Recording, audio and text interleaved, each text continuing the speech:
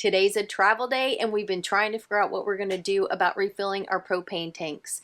Temperatures have been in the 30s here in Texas, go figure, and we've been just sucking the propane tanks dry.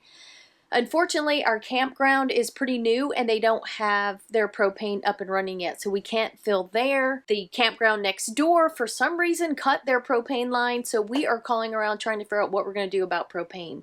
Usually we can stop at a Love's, or sometimes campgrounds will have propane for us to fill up on, but so far it's been a big fat no.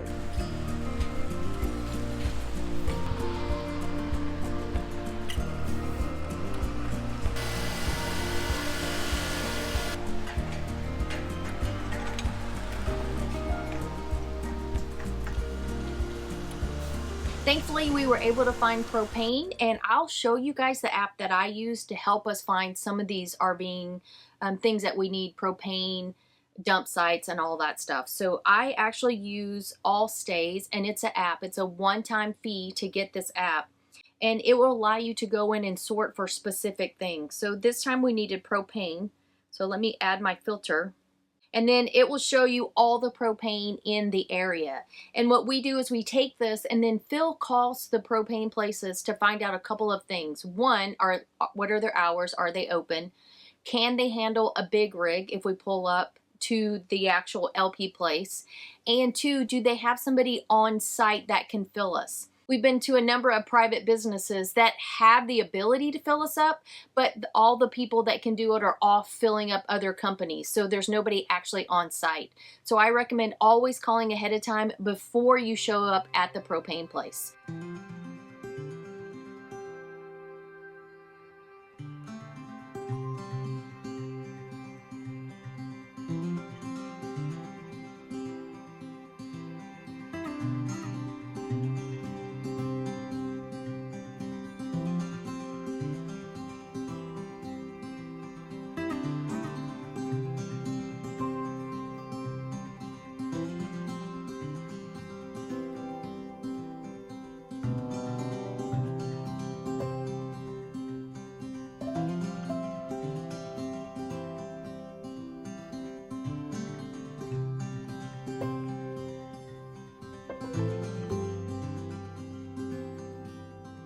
We're having a really hard time getting level here. It is much more slanted than it appears, so if we have one more shot, if this doesn't work, we're gonna put it on wood. All right, come right where I am. And just watch there on the left. That's your only low-hanging fruit, basically. But you're doing good. Come on. Right to me. Now you're just gonna back it up. That's good. Now you're just gonna turn the wheel just so I can see. All right, go ahead. You're gonna cut it hard. Your nose basically right on the other side is cracked up in the head. Alright, straighten your wheels.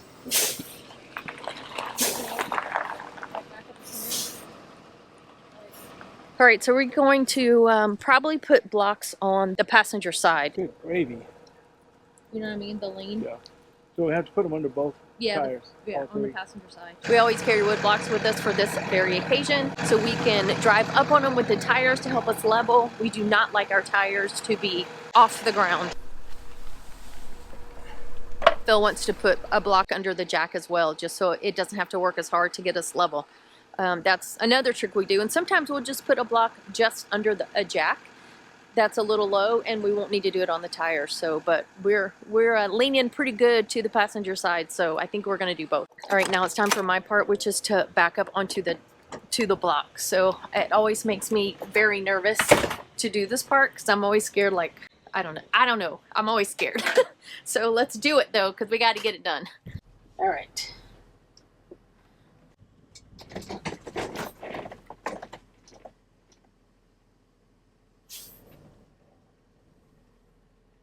Almost there. Okay, I think I might have got it. I'm always scared I'm gonna go all the way over off the other side. The back tires are on 2 pieces of wood each. Front tires are on 4 pieces. And then I put 2 pieces of wood, 1 by 12 or 1 by 12 under each jack. The back jack pushed the wood down a little bit more, the first piece, but it's stable, so it didn't completely bury it. But I think we're good. All right, you want to open it up? Yeah, let's go. All right. We need the broom. What else do we need? A mop. All right, let me get that. And then we turn the propane on. Okay. All right, pouring down rain. We were a little nervous about parking here, but we texted them, the owners of this harvest house, and he assured us that there was a decent spot, not the normal spots that he would put people. So he met us at the driveway on the way in, and he helped guide us around a couple trees. He even had his pole saw ready to cut them down or cut some if he needed to. So that was pretty cool. Let's see, propane on, TPMS repeater off. Hey babe, Yeah. ready in the back when you are. I don't have my phone, so just go. Okay, I'm gonna start like normal. All right. All right, she's going to start like normal. That means back driver's side slide coming out first. Boom. There it is, coming out. So of course, oh, that was my head on the slide. That didn't feel good. We're getting 47.8 watts to the panels right now coming in, but it's been raining all day and it's overcast, and it will be, so we're probably not going to get anything. We're at 99% when we got here, and then I just turned on the front propane heater, the furnace, and it's pulling 7 amps, so we're good. We are all set up, and Phil's going to finish unplugging all our residual draws so we aren't unnecessarily wasting the battery. And as you can see, we are soaked from pulling in here today. So I think what we'll do is I even got to change my socks. My feet are wet. we're going to warm up. We're going to chill, maybe have some nice warm hot tea or something, snuggle up under some blankets, chill for the rest of the day. And tomorrow we will show you this awesome place we're staying at, which is a harvest host. It's a lavender farm. Go Navy, beat Army. Smack talking has begun. All right, as you can tell, we are super excited about the Army-Navy football game, which is coming up December 10th. And as in years past, we are using this as one of our fundraisers for our veterans, because, you know, who else would Army-Navy support during this epic game than other veterans? How can we help support the veterans during the ball game? And there are a number of ways. The first one of the easiest ways is to head over to Amazon, and there's a button in the back under account that says Amazon Smile. Click that, and then you can go through and you can search and find Homes for Our Troops, and select that as your Amazon Smile charity of choice. And every time you make a purchase, they will donate money to Homes for Our Troops. Yeah, it's that easy. I mean, you don't even know you're doing it while you're shopping. That's the fun part about it. Yes. And the next thing you can do, which is another super easy thing, is to start tagging us on Facebook and Instagram, and let us know what side you're on. We want to see some smack talk and some fun on social media. All right, next up, stop what you're doing right now. Go down to the comments, and everyone cheering for Navy put "Talk to me, Goose," because we want to know who's on the right side, which of course is the Navy side. I got my shirt on now, but I'm going to have my jersey on. We're going to have the game on. I mean, it's going to be, between now and then, there's going to be a lot of smack talking. It's going to be fun. All right, there are 2 other ways to join us and support our troops. Go to our website at todayissunday.net, and you are going to choose a side, the Navy side or the other side. Yeah, the other side. And give us a name for the Wall of Honor. The name can be you, the name can be a family member, or you can just say thank you to our servicemen and women out there. We would love to put a name up on the Wall of Honor to say thank you to our veterans. Yeah, and I got to tell you, most of you may know this, but I grew up an Army brat, so there's a lot of smack talk within the family going on already. Right now, yes. Yeah. All right, and the last thing you can do, and this is a big one, this is the first time we're doing this, Phil is actually going to Zoom during the last quarter of the game, and in order to qualify to Zoom with Phil during the game and smack talk and whatever else is going to happen, you have to donate $100 to Homes for Our Troops. Everyone who donates between now and the Friday before the game is eligible to join Phil during the game. Yeah, and we're capping it at 20 just because on the Zoom screen, it'll be easier if we can keep it to one page. And I want to know who I'm beating down in the smack talk, so I got to keep those faces up front and center. So if we have more than 20 people that donate $100, what we'll do is put everybody's name in a hat, and we'll draw out 20, and the first 20 we draw, we'll send you an email for you guys to join us on Zoom. Yeah, it'll be the last quarter of the game, so the fourth quarter. Bring your A game. Be prepared to smack talk, because I will be. All right, that's it for the Army-Navy game, and I hope this is another outstanding fundraiser for Homes for Our Troops. Thank you to everyone who's participated in all of our or any of our fundraisers, and now back to the video.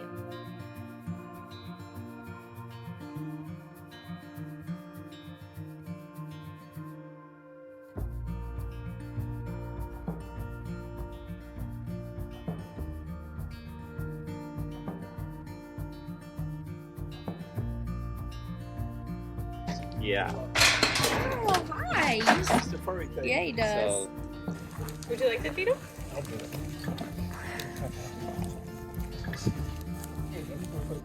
I In almost the said sit. summertime. Oh. Sit? Okay. Not for you? All right. Well, oh, okay. Here. Nubis, what are you eating? There you go. That's all I got. Show off. He's showing off. I noticed when he was walking down the driveway, he had him up. And I thought he was doing it because the cat was behind him.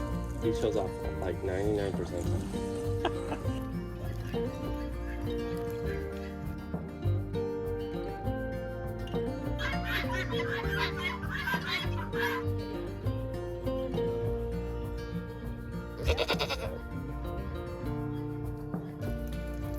So we put some raised back, but we've never seen a wild hog.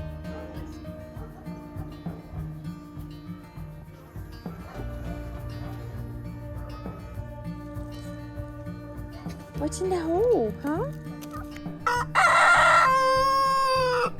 Now that it's no longer raining, I thought you guys would be interested in this piece of history located right here on this Harvest Host property. Now, it's hard to really tell what this thing is that I'm standing in. This is basically dip that they used back in the 1920s for cows. So you can see how it goes down, it gets really deep. But over there, it's not as deep. So basically, they would push the cows. Oh, this is my new friend here. That's Lemonade, by the way. And behind him is Albert. And they will still be here after Thanksgiving, so they will not be dinner. But anyway, all the way at the end, you can see they would push cows in, and it would be full with this chemical that the cows would go into and basically fall into this trough, and it would be up over their heads. And then they would walk up and out of the path right here in front, and they would be dipped for ticks. Oof. She scared me. They were dipping for ticks that were killing some of the cattle in some of the northern states. So this was actually built in 1921. It is really cool. I never even knew they did that. So there's one other thing here I want to show you on the farm if I can get out of this hole right here. The next thing I want to show you is this awesome tree. They estimated this tree to be over 400 years old. I mean, just to think about that, 400 years, that's so amazing. The hosts at our lavender farm actually have their own store here in Wimberley, and apparently they are famous for their lavender insect repellent, but only in the summertime. So we're going to go in and check out and see what else they have to offer.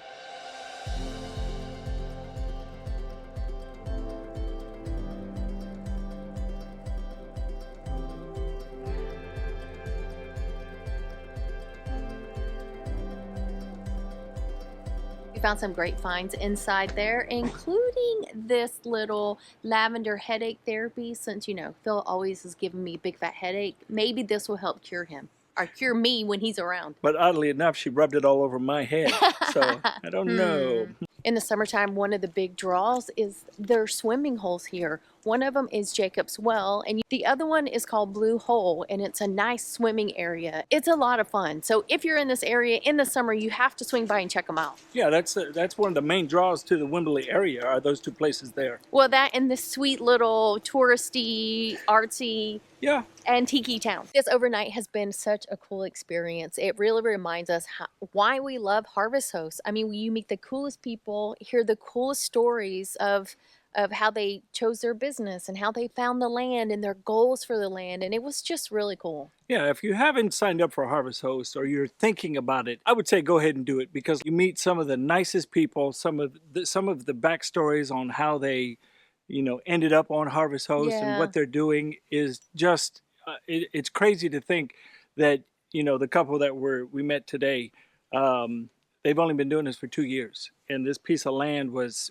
a work in progress and Yeah. still is. It was but a cattle ranch when they bought it, and she knew nothing about lavender farming, and it all just kind of evolved and happened. And you know, these are the experiences we would never have Right. without it. And really, all you need is 2 or 3 harvest hosts a year, and it more than pays for itself. And you find these new towns, new people, new experiences that you wouldn't otherwise find. Yeah, I mean, I got followed around by Albert the turkey, and I've got to tell you, that was pretty cool. I mean, he took a liking to us. Well, Lemonade just scared me half to death, so so I'm not sure that she took a liking to me. She's over there. You hear her Yeah, in the she's background. yelling at She's me yelling. again. If you've been thinking of joining Harvest Hosts, now's the time to do it, because they typically have a wonderful sale going on at the end of the year. I'm not sure what the percentage off is going to be, but I'll add it in here on the bottom. Now, if this is not in December when you're watching this video, we do have an affiliate link that we can drop down below that will save you 15%. Let me introduce you to Albert. He is a Royal Plum turkey, I believe. And it friendly. Is just so you know, it is the Tuesday before Thanksgiving, and he will still be here on Friday. Yeah, he is not dinner, although he is nice and plump and round and cute. So don't let the size fool you. He's all feathers. See, he's parading right now. Yeah, he's definitely strutting his stuff for Phil. I think he took a liking to Phil. Well, we do have to pack up. This time, hopefully, it'll be easier to get out than when we got in because it's not raining, but... I wish he would talk to us. He is pretty funny, although... Dude, you got to stick around for a while. I like you. If I could take you, I would, but yeah, I don't think so. Your big old feet are a little dirty. Yeah. So, all right, we got to get in, pack it up, and head to our next location, which is one of our favorite places, and it's, I don't know, I just got a little nervous. He scared me. He did. He shook all his feathers. He said, we're headed to a COE. So this is a new one we haven't been to before, and hopefully we love it just as much as we love all the rest. All right, one last time. Say goodbye, Albert. All right, Phil, knock it off. Okay, we got work. We got work to do. We have a drive to do. He's so cool. I forgot my broom was here. It got mushed in the slide. Go ahead, close it. Oops. Yeah, she said I'm grounded. So I'm gonna have her drive forward so I can pull all the wood out. All right, now all I gotta do is pick them up and stow them. These are pretty good. The back one sunk down into the ground, so that would make it a little hard to get out. Alright, that's not bad. That one went down a little bit. You can see the indentation. This one.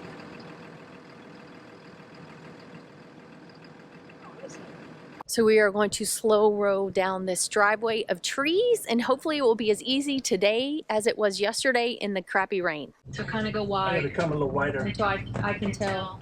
Yeah. Just watch your tail swing on the car. Don't get too close. Yeah. You've got ton of room. Cut it harder. Yep. I can't see the tail swing. I can see the back. I can see the back. We're good. We are good. Alright, stop when we get anymore. Alright, so the next one's going to be the slow hang on the right. You're going to have to push really far to the driver's side over here to miss this one. Hey, why are we not using our radios? Because the last time it kept beeping and I couldn't hear you. And the batteries were supposed to be charged. And apparently they weren't. Alright, you're going to hug to the right. It looks good from here.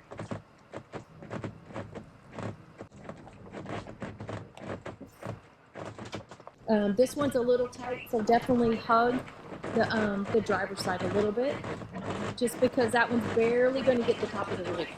Okay, hugging the driver's side. Yesterday when we pulled in, the homeowner, the Harvest Host owner, was here with his tree clippers, cutters, whatever you want to call it, and he trimmed up the trees to make sure we were good to come in, but it's still really tight, so we need to make sure we're over just enough so we don't clip anything. Stay where you are. You're good on the passenger side, just like that. All right, you're about to leave that tree. And now you're going to want to hug over just a little bit right in the center of the driveway. A little bit more to the driver's side.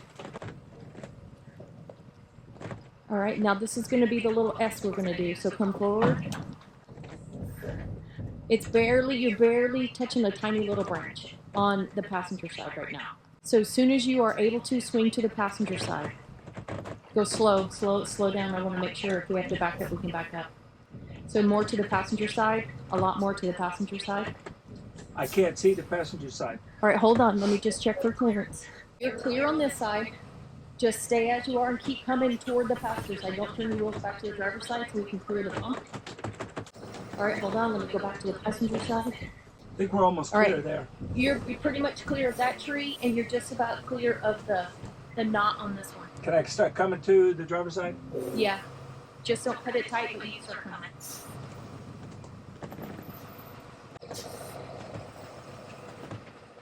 All right, you're almost clear of the whole tree a little bit more. So if you want to just straighten up right here, I'll go get the car.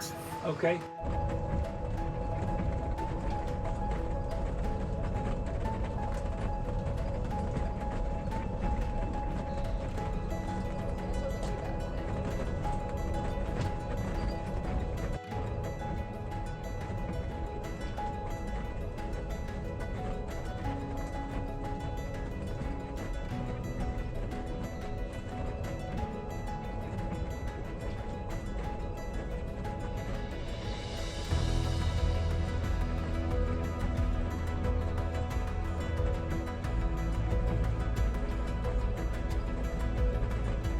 Just watch your nose going off on the driver's side. Yeah. But you look great. Just cut it. Come on back. Come on back. Come on back. All right, straighten it up. Come straight back. And stop. Stop. So I'm sitting in the rig having my coffee this morning, and I heard a pop from outside. There's nothing around us, not a tree anywhere. I open up the window. This is what I see. So the whole top just split open. We were running about, I think it was 60 psi coming through. This is the third one that we've had, and two of them blew at the lid like this one, and the first one blew at the bottom where there's not even a seam. So I don't know what's going on with this, but I can tell you, I think I'm done with Clear 2.0 in their dirt guard. I don't know why they keep splitting like that. There's no reason for it to split right there. There's not a seam. It's a solid plastic piece. I don't know. If you have the Clear 2.0 dirt guard, let me know if you've had a problem with it as well. We've been at this campground now for a couple of days, and we have to show it to you because it definitely is one worth the visit. That's our view. And RV view. Yeah. It's the best. That's why we chose that side instead of backing in here, so we could see that. I'm sure in a nice sunny day or a nice summer day, this would be a great place. We've had bad luck with rain. Well, it's great even in the winter. The view is good. It's quiet. Our sites are paved and they are spread pretty far apart. So you kind of feel like you're almost here all by yourself. That is true. I mean, our neighbors can't hear us say anything. Well, hopefully they can't. Although who knows what Phil's been saying as to whether we would want it to be quiet or not. You never know what Phil's going to be yelling. Yeah, but it's a nice campground. It's called Potter's Creek, and it is a COE, as Stacy said. Pretty nice. We have electric and water. We do not have sewer. There is a dump on site, and it's $30 a night. But if you have the access pass or the senior pass from the National Park Pass service, it's 50% off. So we're paying $15 a night, and it's well worth it. Yeah, it is. And I would like to come back here where the weather was a little bit nicer. Yes. But so maybe we could we can enjoy it. Kayak or rent a boat or something on the water. There's a lot to do here at Canyon Lake. And this is actually pretty centrally located because it's only about 20-25 minutes from Wimberley. It's only 30 minutes from New Braunfels. And both of those little towns are really popular. There are big touristy areas and lots to do in both places. Yeah, and if you're in San Antonio, it's only an hour out. So it's still not too far off the beaten path, if you will. So here comes somebody now coming in. I think they're coming in. Hopefully they're not coming to the site we're standing in because that would be kind of awkward. So if you're coming to this area or passing through San Antonio, there are a ton of COEs, not only around San Antonio, but all throughout Texas. So look them up, especially if you have either of those passes, and you'll save big on your camping. You can take a tour of one of our favorite COEs right here.